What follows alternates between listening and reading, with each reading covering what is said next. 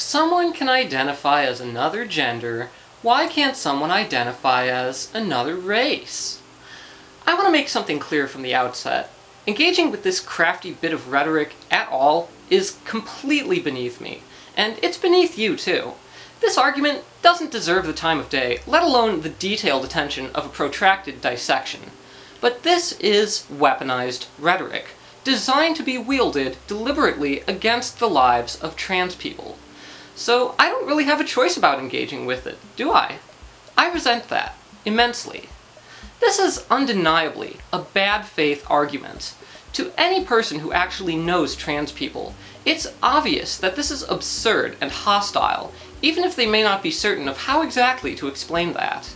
Yet many people who don't know a trans person at all have nevertheless felt that they are invited to partake in this argument, particularly following the emergence of Rachel Dolezal, a white woman who has made an entire life out of openly pretending to be black.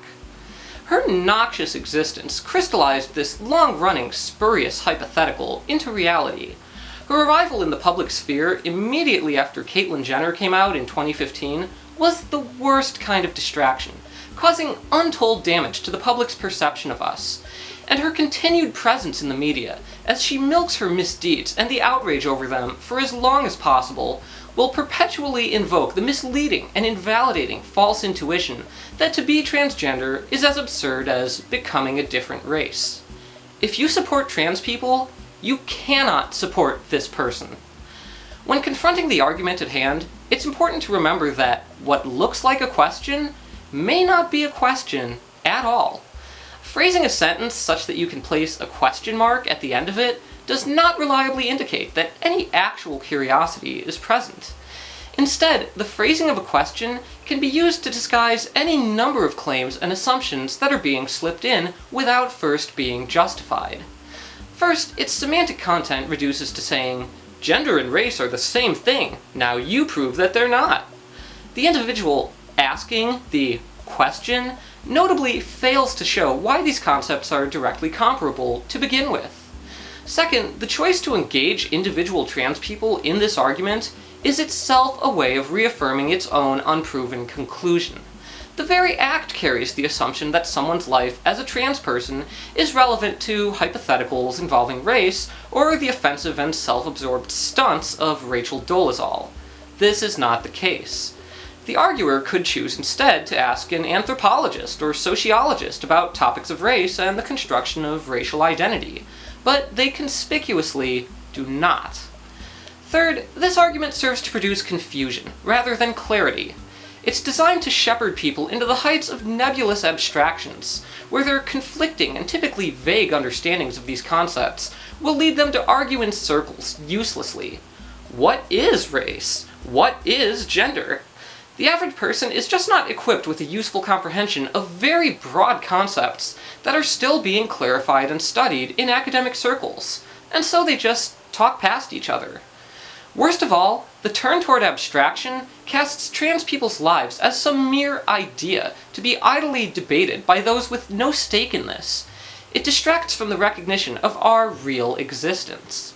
Instead, I'd like to ask some questions that will serve to bring these notions back to reality. Rather than getting lost in the clouds of abstraction, let's explore some concrete examples in order to see how well some of these assumptions line up with the real world. For instance, are there 1.4 million people like Rachel Dolezal in the United States? 125,000 in Texas alone? That's how many trans adults there are. Do 1 in 137 high school students identify as being like Rachel Dolezal? That's how many teenage trans kids there are. Do 30% of people personally know someone like Rachel Dolezal? That's how many people know a trans person. Have decades of scientific studies and clinical evidence shown that living like Rachel Dolezal is beneficial to one's mental health, well-being, and overall functioning? Such evidence has shown that trans people benefit immensely from living as their gender and transitioning. There's another element of dissimilarity that's especially striking to me. Trans people have reached what might be called a critical mass of awareness. Our visible presence has reached a point where emerging trans people have the means to recognize themselves in us, helping each of them to develop a better understanding of their gender and what's best for them in their life. I've received hundreds of messages from viewers who've said that my work led them to realize that they're trans, but this has been occurring for decades. After Christine Jorgensen publicly transitioned in 1952, hospitals received thousands of requests from trans people who also wanted to transition. Yet, in the wake of Rachel Dolezals' real-life example, we see nothing of the sort.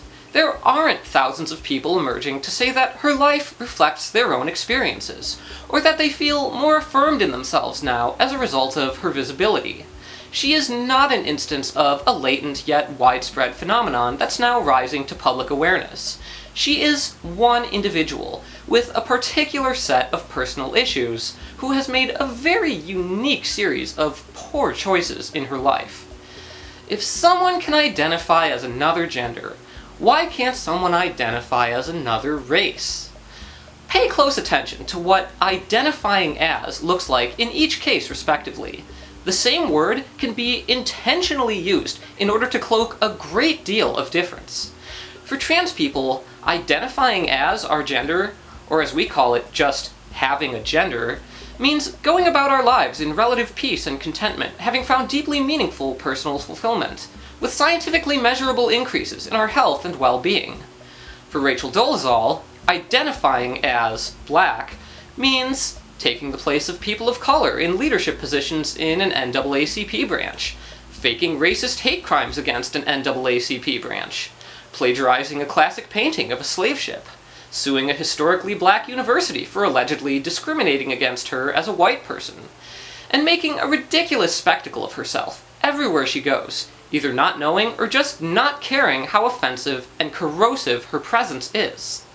This is a person who tries to claim solidarity with black people, while her actions demonstrate anything but.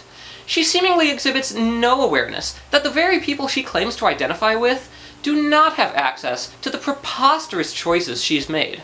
Black men and boys who are killed by police are not afforded the option of identifying their way out of racist profiling and violence. Instead, she shows an ongoing, almost pathological need to take the spotlight away from real issues and seize it for herself.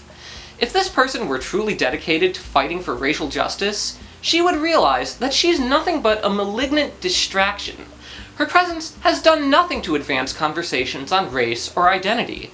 If anything, her race-faking act seems only to have muddled many white people's understanding of racial issues. She is a white person, promoting misconceptions of race among white people. She is not acting in solidarity with anyone when they keep having to clean up after the discursive wreckage she leaves in her wake.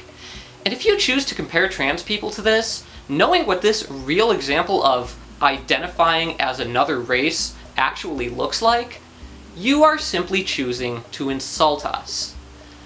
I'm Zinnia Jones. Thanks for watching. Make sure to click like and subscribe for more gender analysis.